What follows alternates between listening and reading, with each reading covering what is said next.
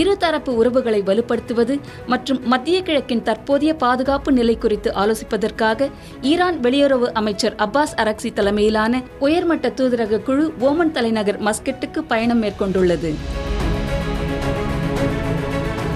இந்த பயணத்தின் போது ஓமன் அரசின் உயரதிகாரிகளுடன் அப்பாஸ் அரக்சி முக்கிய பேச்சுவார்த்தை நடத்தவுள்ளார். இதில் இரு நாடுகளின் இருதரப்பு உறவுகள், மத்திய கிழக்கில் நிலவி வரும் பதற்றமான சூழல் மற்றும் உலகின் மிக முக்கியமான கப்பல் போக்குவரத்து பாதைகளில் ஒன்றான ஹர்மூஸ் நீரிணையின் பாதுகாப்பு உள்ளிட்ட அம்சங்கள் குறித்து விரிவாக ஆலோசிக்கப்பட உள்ளது. மேலும் கடல்சார் போக்குவரத்து பாதுகாப்பை உறுதிப்படுத்துவதற்கான நடவடிக்கைகளும் விவாதிக்கப்பட உள்ளன.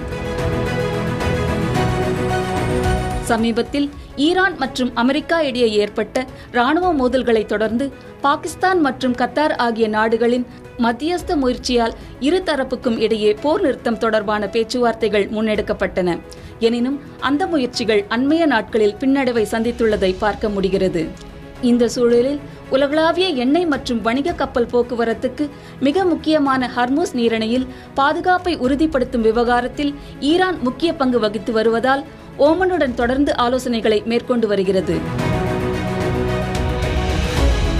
அதே நேரத்தில் அமெரிக்கா மற்றும் ஈரான் ஆகிய இரு நாடுகளுடனும் சுமூகமான உறவை பேணி வரும் ஓமன் மத்திய கிழக்கில் பதற்றத்தை தணிக்கவும் பேச்சுவார்த்தை மூலம் அமைதியை நிலைநாட்டவும் பல ஆண்டுகளாக முக்கிய மத்தியஸ்த நாடாக செயல்பட்டு வருகிறது. இதற்கிடையில் ஹர்மூஸ் நீரிணை பகுதியில் அண்மை காலமாக வணிக கப்பல்கள் மீது நடத்தப்பட்ட தாக்குதல்களை தொடர்ந்து அமெரிக்கா மற்றும் ஈரான் இடையிலான பதற்றம் மீண்டும் அதிகரித்துள்ளது.